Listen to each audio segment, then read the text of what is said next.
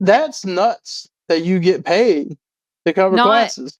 well, at my current job, I don't cover classes. Like college, listen, Well, you got college a real job professor, now. I no, trust me, it's the opposite. I had a real job and now I don't have a real job anymore.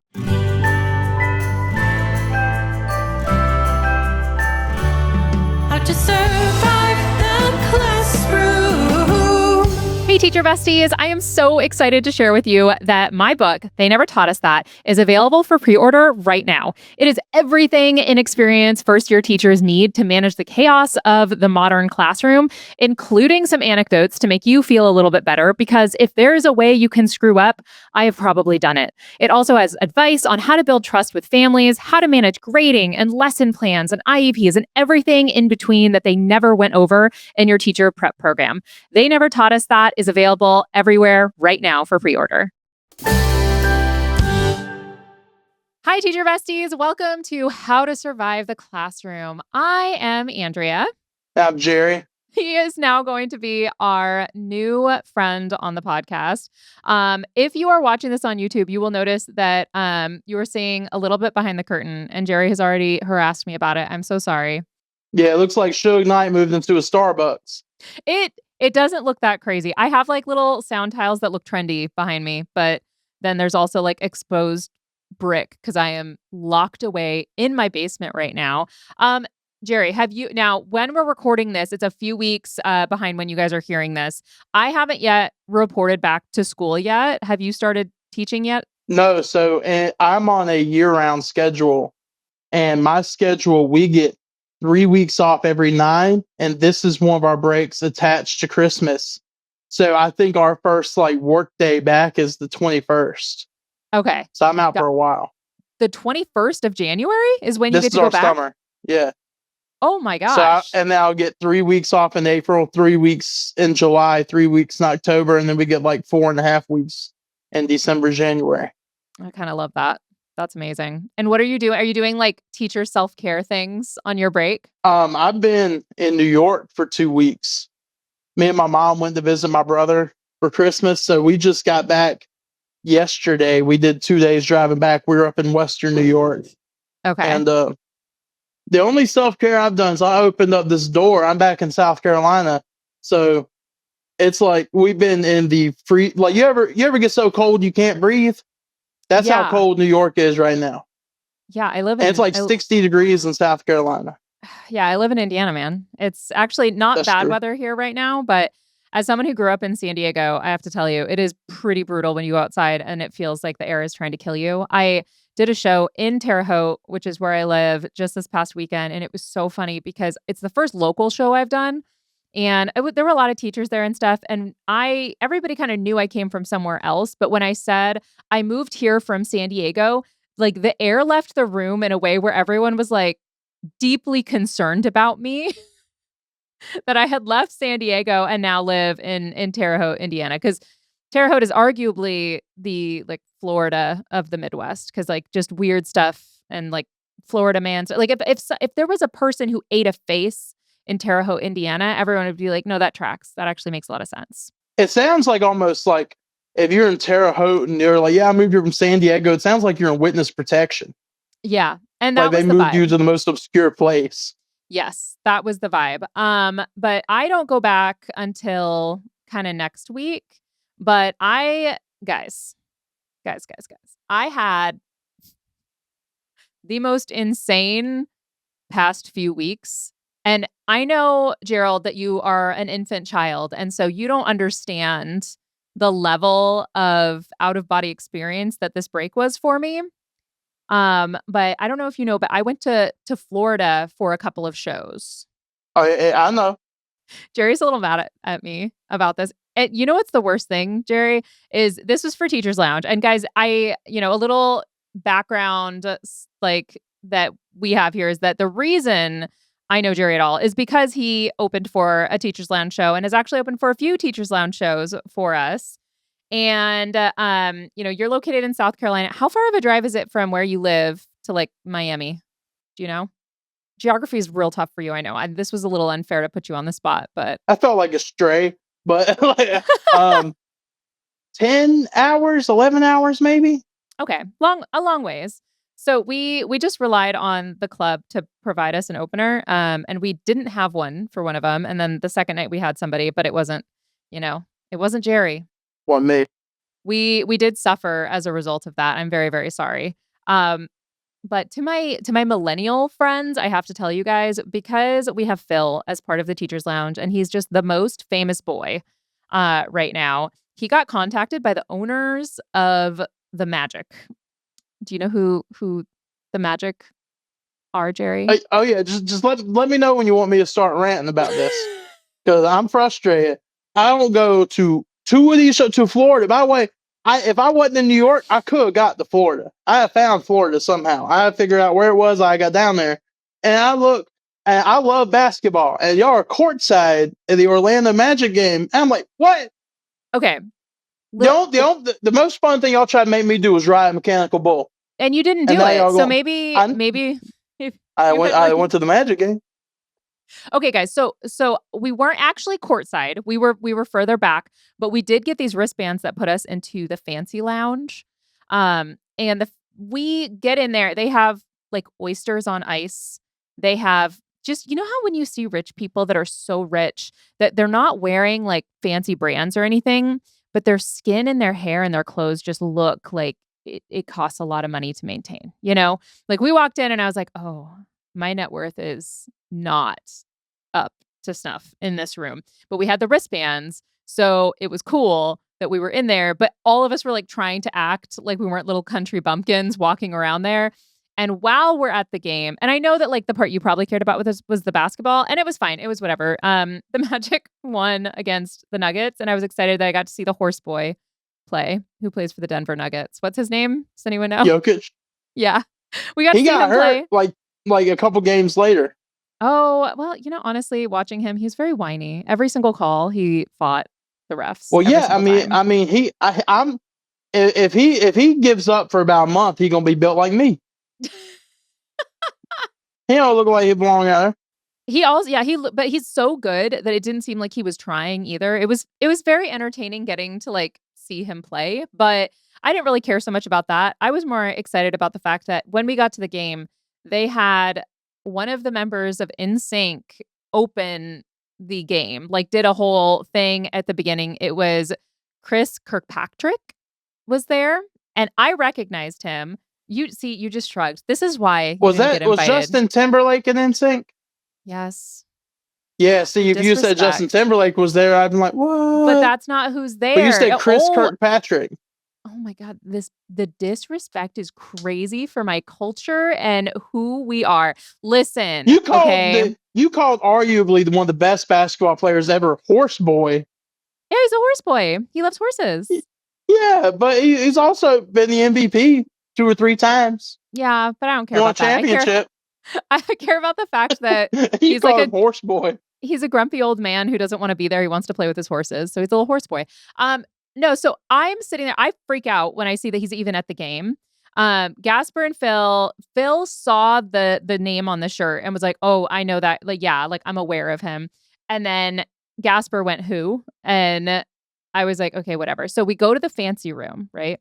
Almost no one gets to go to the fancy room. So we feel very fancy. After the game, we go in there and we're in there for a few minutes talking to the owners of the Magic. They're very sweet, so kind. And then Chris Kirkpatrick comes in, and it's easy to identify him because he's wearing a jersey with his name on the back. It says Kirkpatrick across the back, right? So I freak out and I'm like, oh my gosh, it's like one of the members of Nsync. Like, this is a moment for me. Like, it'd be like if you met Taylor Swift in like 20 years, Gerry. Okay. This was a Taylor Swift is so much bigger than Chris Kirkpatrick. You have no respect for what boy bands were when I was in middle school. You have I mean, here's the thing. Taylor Swift is bigger than anyone ever. But like, think of like one of the lessers that is still would be like, holy crap. This would be like if you met Brock Osweiler and you're like, well, Gerry, it was kind of like meeting Tom Brady. No, it wasn't. I don't know. You know Brock exactly? No. Exactly. You don't know who he is. The lack you know of respect Tom Brady is crazy. the GOAT. So I get introduced to him, and I think it's just going to be like take a selfie, chit chat and stuff. No. He ends up spending most of the evening chatting with us because he is such a huge fan of Phil that he fanboys immediately. He sees Phil coming and is like, "Oh my gosh, it's you. You're here." Like, freaks out that Phil is there because Chris Kirkpatrick has a middle schooler. And so he follows like all of Phil's stuff and was like super excited to meet him and stuff. And Gasper, on the other hand, is spending the entire time just mocking him relentlessly. He's like, "Oh, so Chris, you do music?"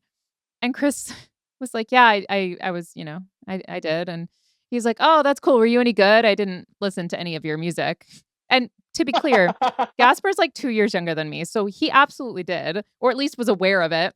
And Chris Kirkpatrick was like, "Yeah, no, I'm good." And he's like, "Oh, cool. Yeah, I mean, I think you're my fourth favorite member of the Backstreet Boys."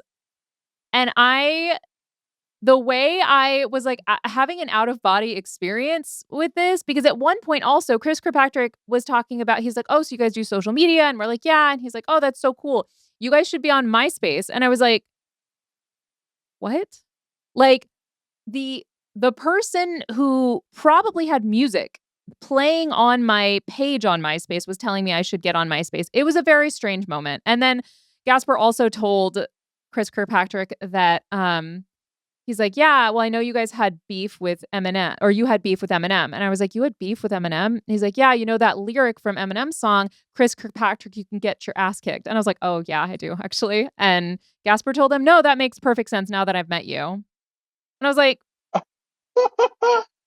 "What are you doing?" So he basically just spent the entire time bullying him, and I spent the entire time just trying to process childhood dreams coming true. So I have done absolutely no work over this break that is I've related been to Team Gasper on this. That's I'm like, because no respect.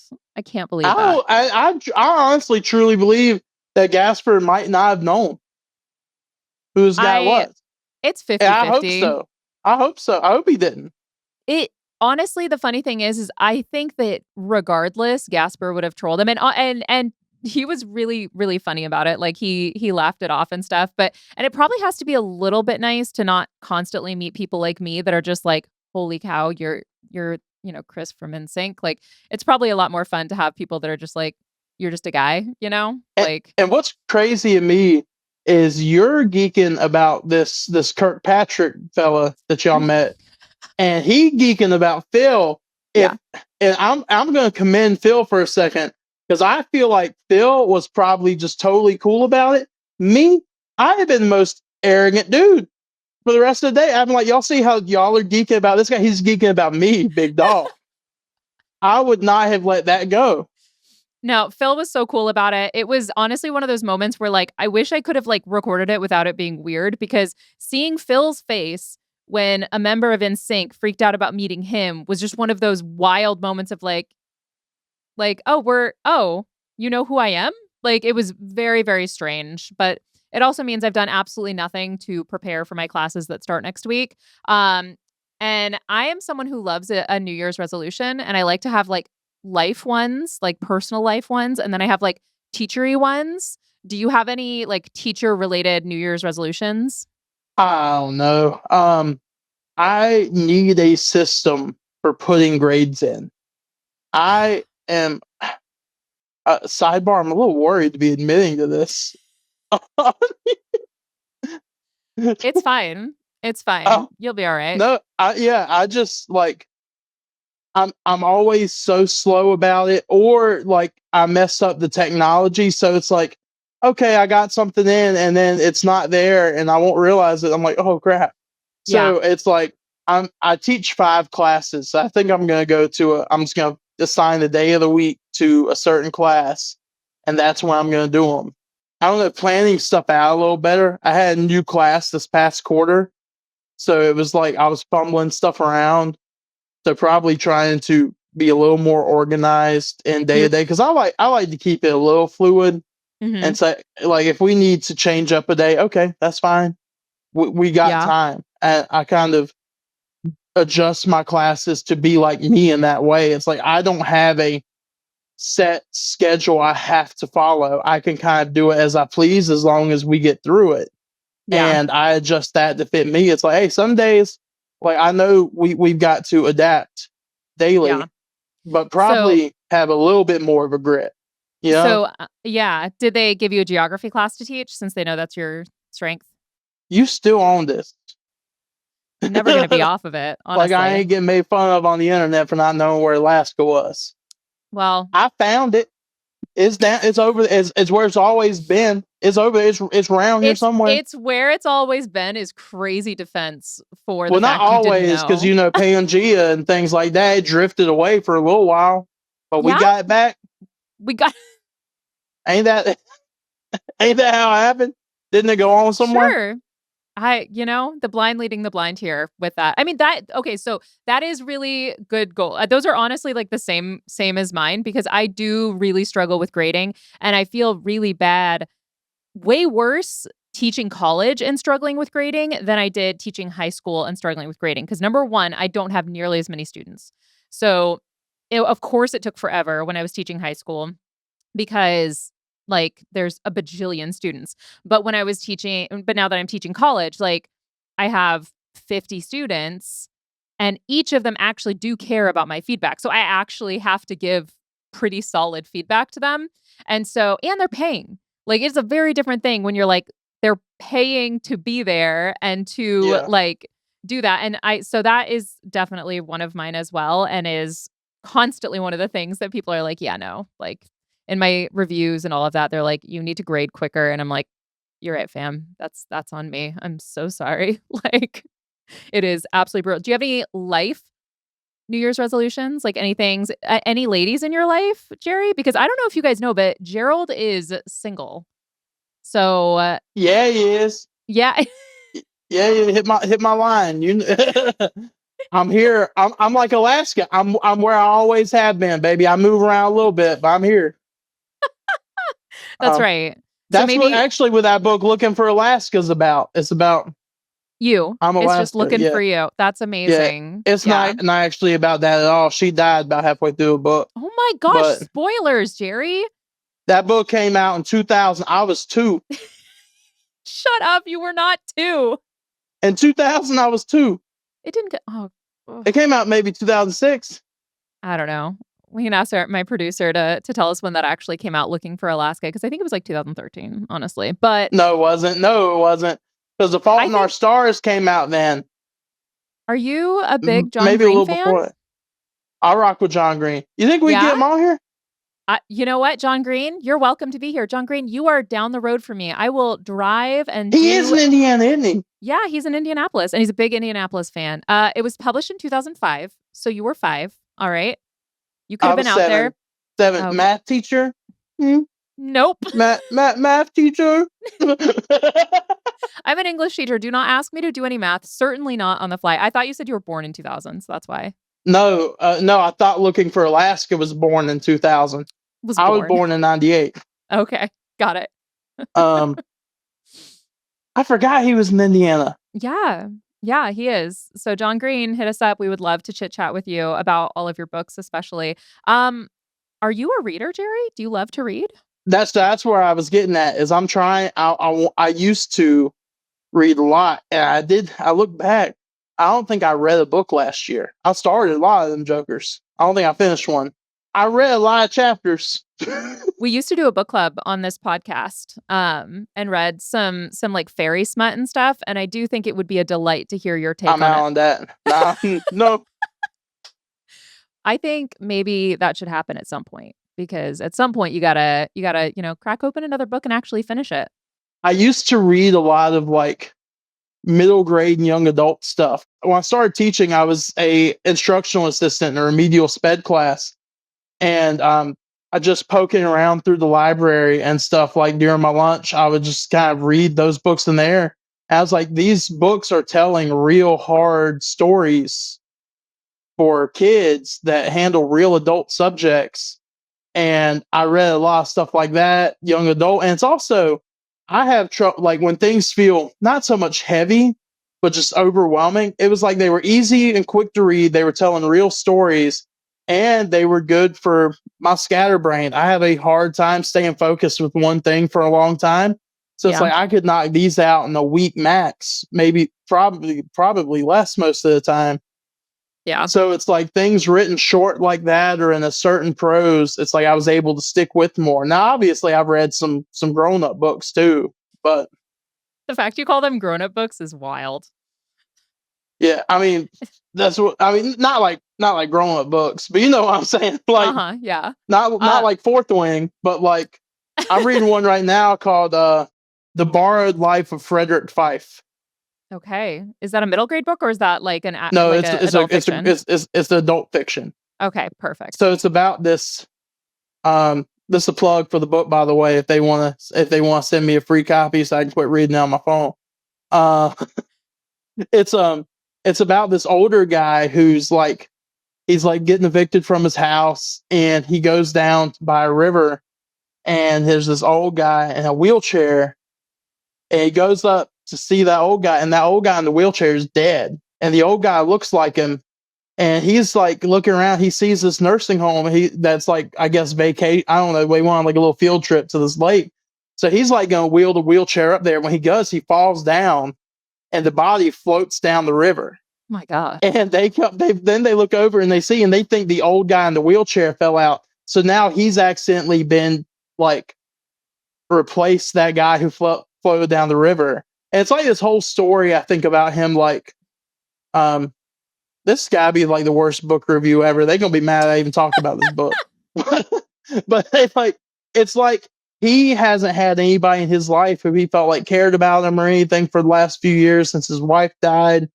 And now it's like he's finding a home in this retirement home, but it's not really him, if that makes sense. It's good. Yeah. It sounds good. Like it sounds kind of depressing, but It feels a little depressing. I ain't gonna lie, I'm only like a few pages into it. okay. I So just next pick up a time, lot of stuff fast. yeah, next time we record though, we're gonna have to hear an update on if you actually finish it. I don't know if I'm finished. You think I'm finished this Really book in a gets week?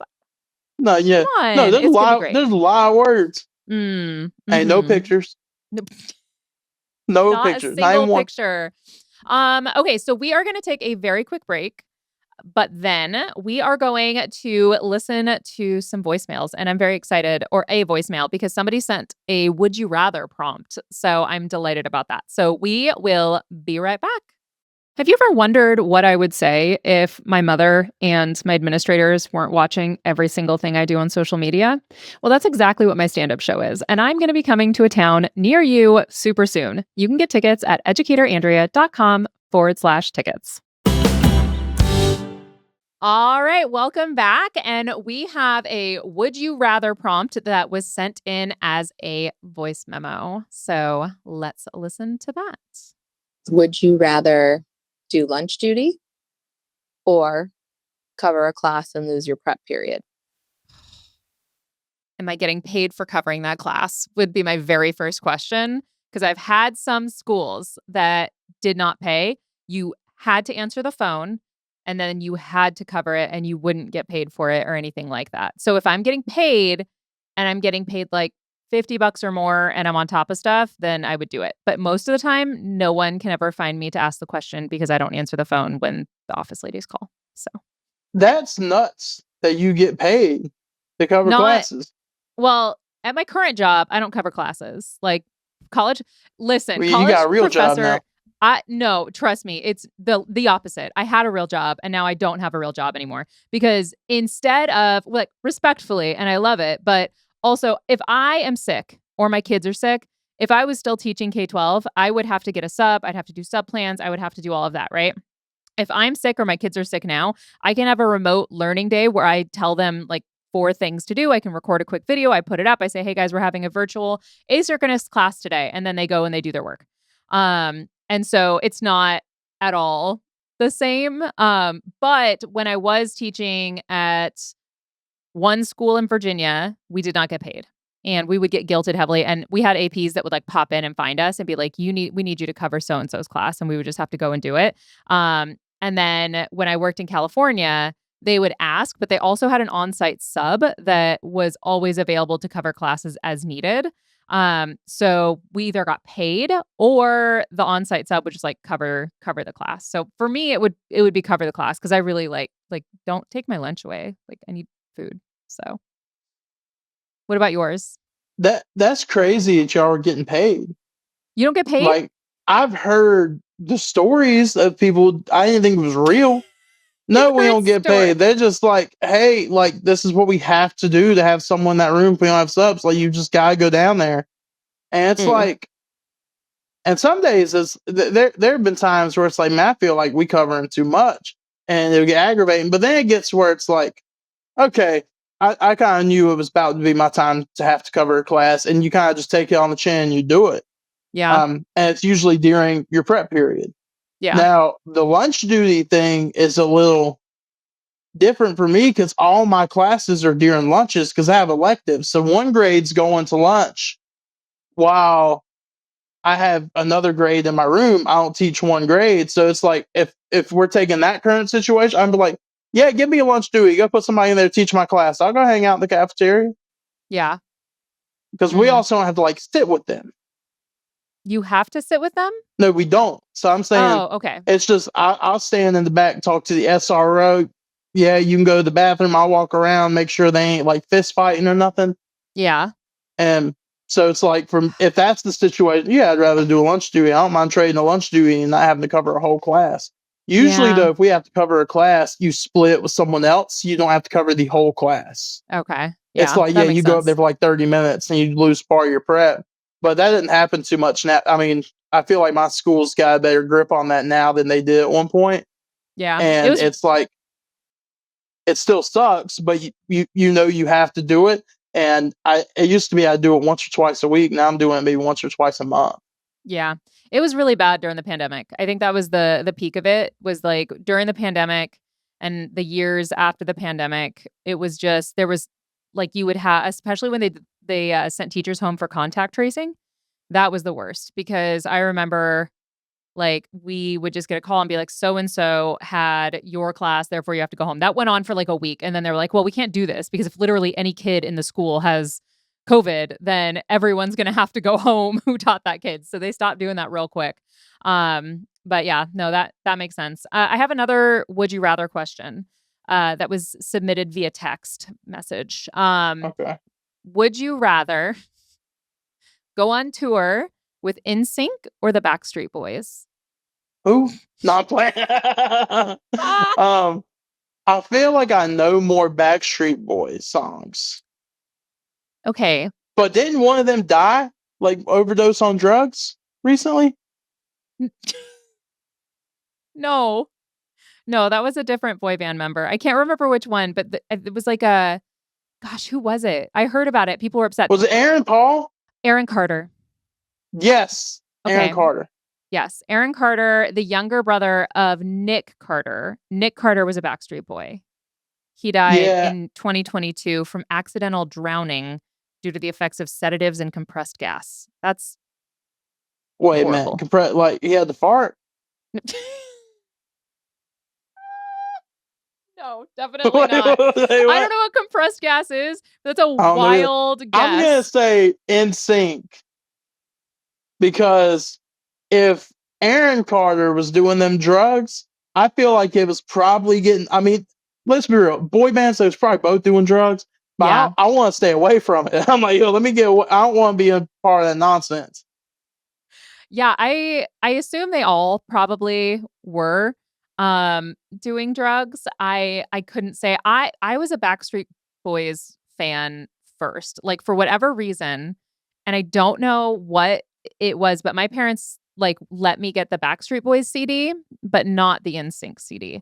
And so that was the one I listened to, but I listened to Nsync at my friend's house. But if like the songs that I most loved were Backstreet Boys. Also, Backstreet Boys is actually at the Sphere right now in Vegas, and Nsync is not touring Cool. at all as far as I'm aware. My good friend Kirkpatrick and I, chatted about it, but they're not currently touring. So yeah, I don't know. I feel like I'm gonna use the context clues around the Backstreet Boys and say, I'm thinking of it too, like in the past tense. No, today. Like if the boys were Oh. back together again and they're like, we need a comic to open up for us.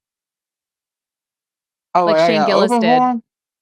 Yeah, like Shane Gillis did, but not for music. Oh, Like I for thought jokes. suddenly I had music powers.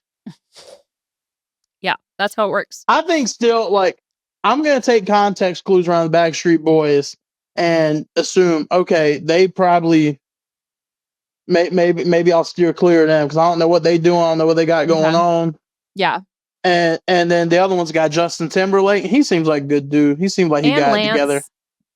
Lance seems like a lot of fun. So, and Lance, really? You don't even know his last name.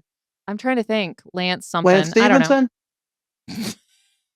Lance Stevenson played basketball. Lance Bass. Yeah, you know that if you pay attention to the Magic game. He wasn't at the Magic game. You don't know that. Oh, I really don't. That's He might have true. been behind Horse Boy. Maybe Horse Boy had to move. Lance Stevenson would have been better. Horseboy did good basketball. I will say it was great. It was kind of funny when he was in his bag, like because I do actually really enjoy basketball and it was fun watching the game and it was a close game. But it was so funny because he mostly did nothing and then he'd sometimes be like, I'll do something, and then he would just destroy everyone when he felt like it. It was like watching a dad play against children, like because he was like he'd be kind of just chilling and then he'd be like, I guess I'll maybe like dunk, and he just boop, boop or do a three. I asked him just video I seen it of Horse Boy. It was like a voiceover over some of his highlights. Yeah. It was just like, I don't want to go home. Yeah, exactly. He's like the most unaffected person ever about his NBA career. It's kind of insane. Okay, the next thing we're gonna do is I'm gonna share a hill I'd die on because I feel pretty passionate about this. And that is that I get to recline my seat on an airplane. I don't, there is this whole discussion that like it's rude if you recline your seat. I don't think so. I think if I, as long as you don't like slam it back, I get to do that. They give me the option. I get to recline my seat. That's the hill I'm going to die on. I don't think it's rude. I do get annoyed when other people do it because I'm huge. But do you recline yours? Yeah, I don't think I don't have another choice. That's why I'm like, I can't really. I get aggravated by it, but I don't get mad at them for doing it. So I will say it's like I don't blame the person for doing it. Yeah. I will say if I was sitting in front of someone who seemed like they were uncomfortable in their seat, like I probably wouldn't recline. I probably would keep it up. But if it's like a kid or like a small person, then I probably will. I'll be like, you got space, you're fine. Yeah, but your feet ain't even touching the floor. Like, where you got? Yeah, you don't. My need knees are automatically in the back of a seat because I'm not short. I'm about 6 foot, so it's like that's about average. I don't know. Yeah, but it's also like I'm a big boy too. Like I got a little belly, so it's like, man, I already be hiding the seatbelt. I'm not putting that thing on. You have to. That's so unsafe. No, okay. I found if you just kind of tuck it under your stomach, they don't even look. Oh my God, Gerry. I have a question for you, etiquette-wise on a plane, okay? Because I did one of these two things, and I'm not going to tell you which one, but Steven, who you have met, was horrified. Both of these things happened on the plane, but I only did one of them, okay?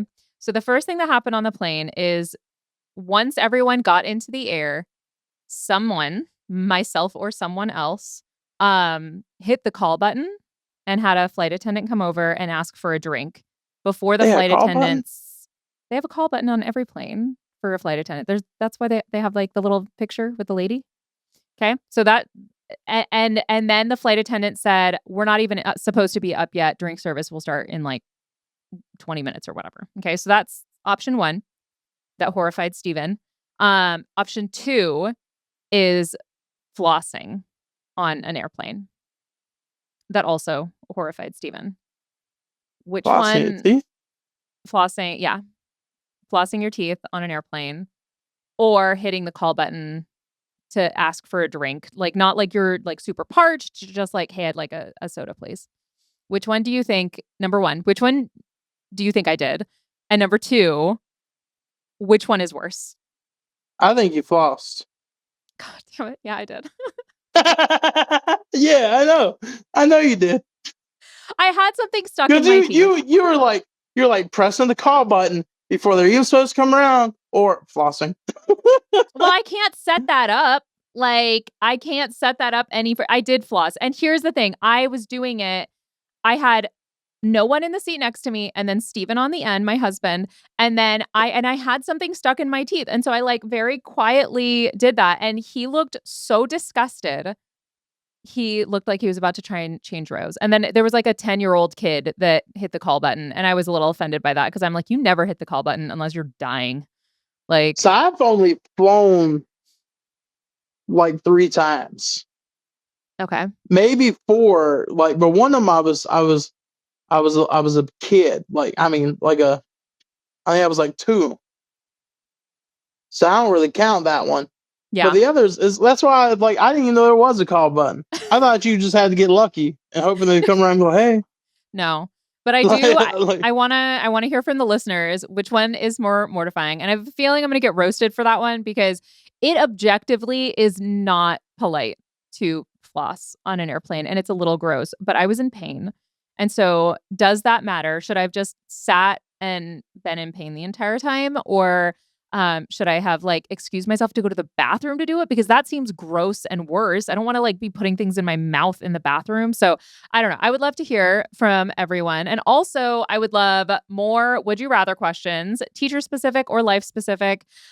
We are also, as these episodes roll up in the new year, we are going to have some new segments and stuff like that. But for these first few episodes with Gerry, I just wanted you guys to get to know him.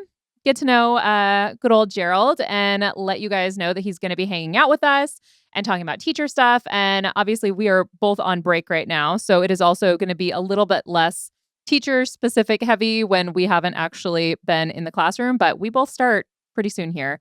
Me sooner than him, it turns out. But yeah. So if you guys have questions or you want to submit a story or would you rather, then you guys need to make sure you do that on podcasterandrea.com. Gerry, do you have anything else for us today? Any book recommendations other than that book you described already? Is there any other book that you're like, hey, if you have a middle grade kid, what is a book they should read? I think my 2 favorite books are Long Way Down by Jason Reynolds. It's a good one. Which is I think really good. Yeah. And I think my favorite book is The Fault in Our Stars by John Green. Yeah. Also a very good one. Yeah. So if you Green, guys, who's going to be on the podcast. John Green, my neighbor who lives in Indianapolis, just a short hour away. Yeah. Also a favorite of mine as well. So if you guys do have middle schoolers, those are 2 really good options. I also have a book that I read that I absolutely love called Dry. And I'm trying to remember who it is actually by. It is a phenomenal post-apocalyptic young adult novel that is by Jared Schusterman and Neil Schusterman. So absolutely fantastic. Check those out if you guys are looking for something fun to read that is not fairy smut in this wonderful new year. Gerry, do you have anything else to leave with our wonderful listeners today? Any advice, any life advice, nuggets of wisdom or geography that you want to give to everyone? Well, I tell my class every day when they leave. Okay, great. Have a good day. Be safe. Do something kind. Mow some old people's grass. Don't smoke cigarettes. Do good things. I love that. Yes. I love that. I actually have a merch shirt that says, be kind, work hard, and do good things. So I love that. That's a good vibe. All right, guys, thank you so much for hanging out with us today. If you guys want to check out the full video episodes, they're up every week on YouTube at Educator Andrea. And thank you so much for listening. I am your host, Andrea Forcum. I'm Gerry Patoka. I feel weird saying my last name. It's okay. Why? It's okay. I don't know. Let the people I know. just do. The ladies have to be able to find you. If you just say Gerry, they're not going to be able to find you. I feel like I'm like Beyonce. Just Gerry. At work, I'm just Patoka. In real life, I'm just Gerry. So I've been Andrea, and that's just Gerry. And our executive producers are Andrea Forcum, Aaron Corney, Rob Goldman, and Shanti Brooke. Our editor is Andrew Sims. Our engineer is Jason Portizo. Our music is by Omer Benzvi. To learn more about how to survive the classroom's program, disclaimer, and ethics policy, and submission, verification, and licensing terms, you can go to podcasterandrea.com. How to Survive the Classroom is a human content production. How to survive the classroom. Thank you so much for watching. Want more of How to Survive the Classroom? You can watch more episodes right now. Just click on that little box over there. You see it? And if you haven't yet, please subscribe. Okay, bye.